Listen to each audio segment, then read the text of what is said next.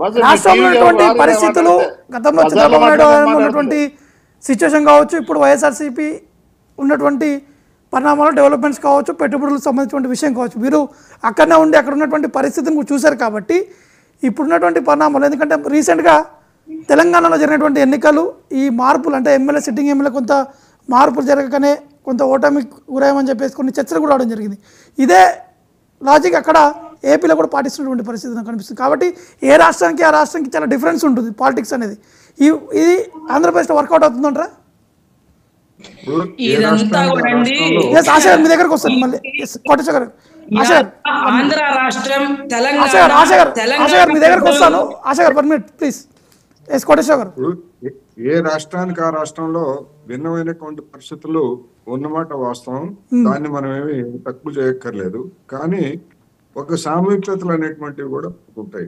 తెలంగాణలో హెచ్చరించినా గానీ, లేదా మీడియా గానీ, లేదా ఇతరులు గానీ ఎమ్మెల్యేల మీద తీవ్రమైనటువంటి ఆరోపణలు ఉన్నటువంటి వాళ్ళని తొలగించాలనేటువంటి కార్యకర్తలు కూడా చెప్పారు, బిఆర్ఎస్ కార్యకర్తలు కూడా, కానీ వినిపించుకోలేదు. ఇక్కడ ఆ విధమైనటువంటి దాంతో కేసీఆర్ చేతులు కాల్చుకున్నాడు. పక్కనే జరిగినటువంటి కర్ణాటక ఎన్నికల్లో బీజేపీ అధికారంలో ఉండి 72 మంది కొత్త ముఖాలను పెట్టింది, 72 మంది. కానీ అక్కడ బీజేపీ కూడా కోల్పోయింది. రెండిట్లో ఉన్నటువంటి సామ్యం ఏంటంటే, ఇక్కడ కేవలం మార్చని కారణంగానే ఓడిపోయారు అనేటువంటిది కాదు, అది ఒక కారణం. కానీ మరి అదే కారణం అయ్యేట్లయితే మరి కర్ణాటకలో బీజేపీ గెలిచి ఉండాలి కదా, ఎందుకు గెలవలేదు అంటే మొత్తం మీద ఉన్నటువంటి కారణం ఏంటంటే, ప్రజల నుంచి దూరం అయినప్పుడు ఈ విధమైనటువంటి ఫలితాలే వస్తాయి.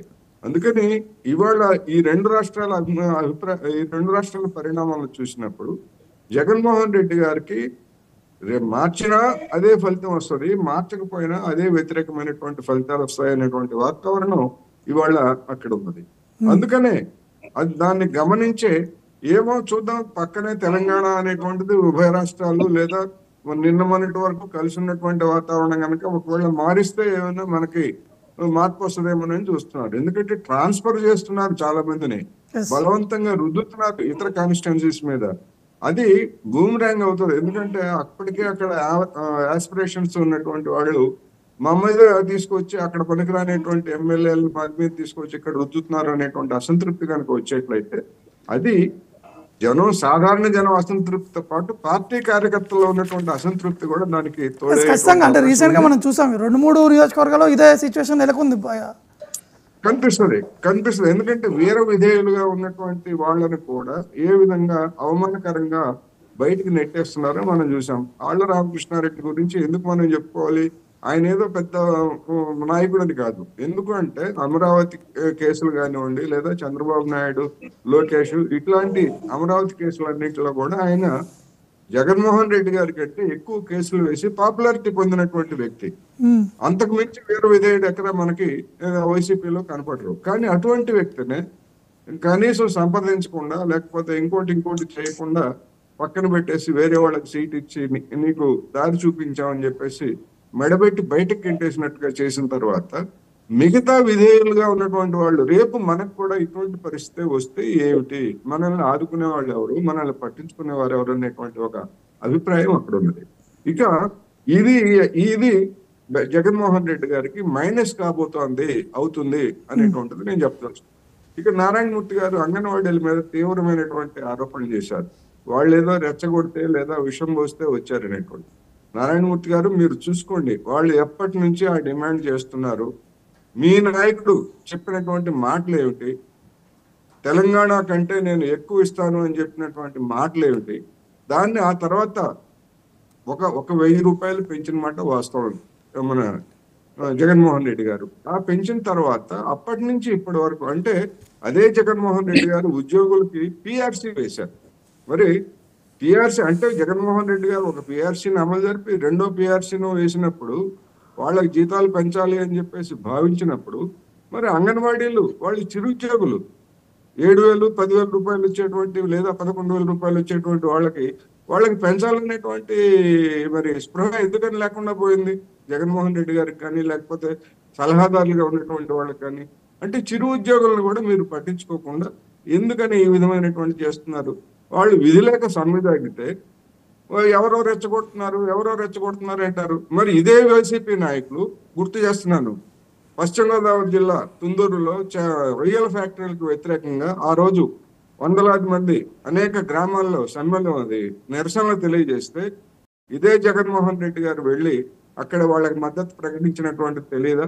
అంటే ఆ రోజు తెలుగుదేశానికి వ్యతిరేకంగా లేదా ముఖ్యమంత్రి చంద్రబాబు నాయుడుకి వ్యతిరేకంగా వీళ్ళందరూ రెచ్చగొట్టారా? ఆ తుందూరు ప్రాంతంలో రొయ్యల ఫ్యాక్టరీలకు వ్యతిరేకంగా అంటే కాలుష్యం పెరుగుతుందనేటువంటి ఆందోళన చేస్తే మరి అప్పుడు వైసీపీ రెచ్చగొట్టింది వాళ్ళని. అందువలన ఇదొక ఆరోపణ, జనం మీద బాధ్యతారహితమైనటువంటి ఆరోపణ. ఇది బాధ్యతారహితమైనటువంటి ఆరోపణ. అసలు వాళ్ళు అడుగుతున్నది ఏమిటి, వీళ్ళు చెప్తున్నది ఏమిటి? మరి ఉద్యోగులందరికీ పిఆర్సీ వేసినప్పుడు అంగన్వాడీలకు ఎందుకు వాళ్ళనేమో ఒకవైపు ఉద్యోగులుగా అంటూ మీరు మిగతా పథకాలన్నిటికీ వాళ్ళని అనర్హులు చేశారు. ఆ అనర్హులు చేసినా అది పోగొట్టుకున్నారు వాళ్ళు. అది పోయి ఇటు వేతనాలు రాక ఎందుకు ఎట్లా పని చేస్తారనేటువంటిది ఉండాలి కదా కనీసం. అందువలన ఇవన్నీ కూడా ఏంటంటే అధికారంలో ఉన్నప్పుడేమో ఈ విధమైనటువంటి మాటలు, అధికారంలో లేనప్పుడేమో కడవల కొద్ది కన్నీళ్లు గాయ. అది తెలుగుదేశం అయినా వైసీపీ అయినా కానీ అదే చేసింది అనేటువంటిది గత 10 సంవత్సరాల్లో మనం చూస్తున్నాం. అందుకని ఇప్పటికైనా అంగన్వాడీలు కానివ్వండి, మున్సిపల్ కార్మికులు కానివ్వండి, లేకపోతే సర్వశిక్ష అభియాన్ కార్మికులు కానివ్వండి, లేదా ఇతర స్కీమ్ వర్కర్స్, వాళ్ళు ఏమి గొంతెమ్మ కొరకలు ఏమి వాడట్లేదు కదా. 26,000 రూపాయలు మినిమం స్కేలు ఇవ్వాలని అంటున్నారు. మరి గ్రామ సచివాలయంలో ఉన్నటువంటి వాళ్ళకి మీరు అంత ఇస్తున్నారు కదా. మరి వాళ్ళు పనిచేసినప్పుడు వీళ్ళకి 10,000 తోటి ఎట్లా జీవితాలు గడుస్తాయండి రోజంతా పనిచేసే వాళ్ళకి? ఖచ్చితంగా అంటే కోటేశ్వర గారు ఇందాక మీరు అన్న దాంట్లో పాయింట్ ఉందంటే ఖచ్చితంగా ఎక్కడైనా కూడా మనం చాలా రాష్ట్రాల ఎన్నికలు కూడా చూసాము. అంటే చిన్న స్థాయి ఉద్యోగులు అంటే ప్రభుత్వ ఉద్యోగులు పనిచేసినటువంటి కాంట్రాక్ట్ కావచ్చు, వారే చాలా కీలకంగా కాబోతారు ఎన్నికల టైంలో.